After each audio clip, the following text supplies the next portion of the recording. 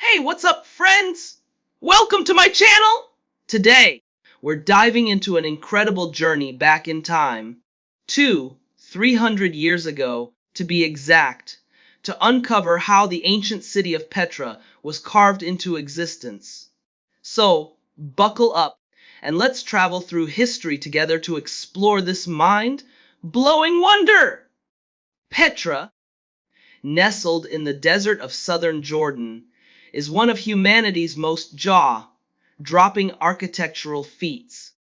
Carved directly into the rose-red sandstone cliffs of the Wadi Musa Valley, this ancient city was brought to life by the Nabateans, a nomadic Arab people who evolved into a sophisticated civilization around the 4th century BCE. Positioned at the crossroads of the Silk Road and spice trade routes, Petra became a bustling hub of commerce and culture. Iconic structures like Al-Khazna, or the Treasury, along with its monumental tombs and temples, showcase the Nabateans' extraordinary skill in sculpting entire buildings from solid rock. So, how did they do it? What tools, techniques, and ingenuity allowed them to create this timeless masterpiece? The story of Petra's construction begins with the landscape itself.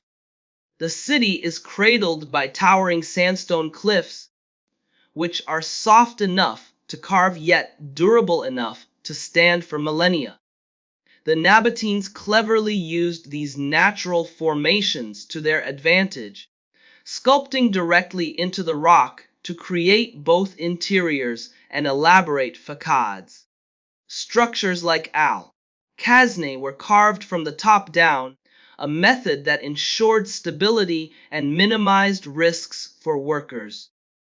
By following the natural cracks and contours of the rock, they let the landscape guide their designs, blending human craftsmanship with nature's raw canvas. The tools of the trade were simple but effective. The Nabateans used iron and bronze tools, hammers, chisels, and picks, to chip away at the sandstone. These tools allowed them to perform both rough cuts and intricate detailing, to smooth surfaces or add fine touches like columns and decorative motifs. They likely employed abrasive stones or sand. The precision of their work, especially in the symmetrical columns and ornate carvings of Al-Khazna, suggests they used templates or sketches to plan their designs. Drawing inspiration from Hellenistic and Persian architecture, the Nabateans infused their creations with a unique blend of cultural influences, making Petra not just a city, but a work of art. Building Petra was no small feat. It required immense organization and a skilled workforce. The Nabateans, enriched by their control over trade routes, had the wealth to fund these massive projects. A mix of laborers, slaves, and expert artisans likely worked together, with some projects, like Al-Khazna, taking years or even decades to complete. The harsh desert environment posed challenges, but the Nabateans were masters of resource management.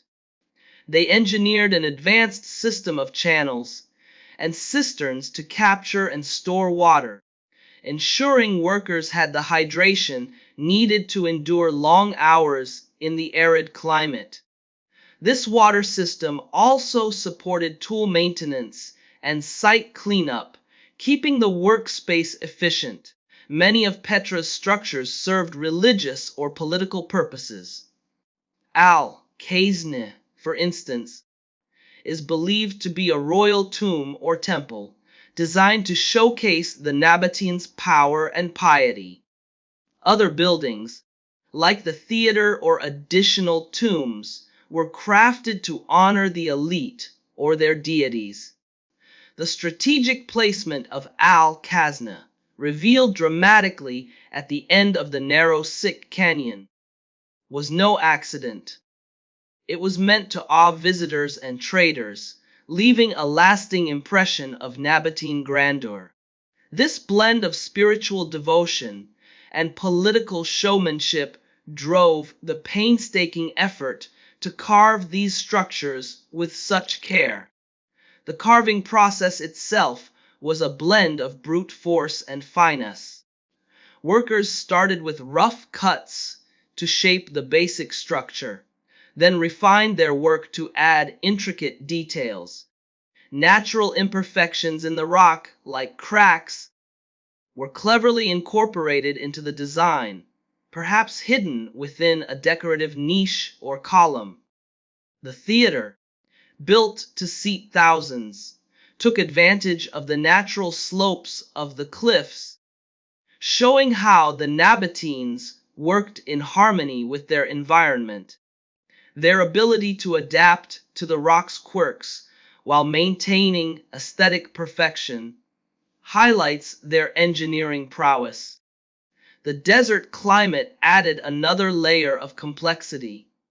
Extreme temperature swings could wear down the rock over time, but the Nabateans chose optimal times, like early mornings or evenings, for carving to avoid the midday heat. They also kept work areas clear of dust and debris to protect workers' health, showing a surprising awareness of safety for the time. These practical measures ensured that projects progressed steadily, even in such a harsh environment. Petra's cultural significance goes beyond its architecture. The Nabateans blended influences from Mesopotamia, Egypt, and the Hellenistic world, creating a unique fusion of styles. The Greek-inspired columns of Al-Khaznes sit alongside Persian motifs and local Arab elements, making Petra a crossroads of civilizations. This cultural synthesis, passed down through generations, allowed Petra to evolve over centuries into the sprawling city we admire today. Today, Petra stands as a UNESCO World Heritage Site, drawing tourists and archaeologists alike. Its preservation, however, is a challenge due to natural erosion and the pressures of modern tourism. Yet, the Nabateans' legacy endures, not just in the stones they carved, but in their testament to human creativity and resilience. Petra is a reminder of what people can achieve when they combine ingenuity, hard work, and a deep connection to their environment. All right, friends, that's it for today's journey through history. If you loved exploring Petra with me, don't forget to like, subscribe, and hit that notification bell so you never miss an adventure. Drop a comment below. What's your favorite part of Petra's story? Until next time, keep exploring. And I'll see you in the next video.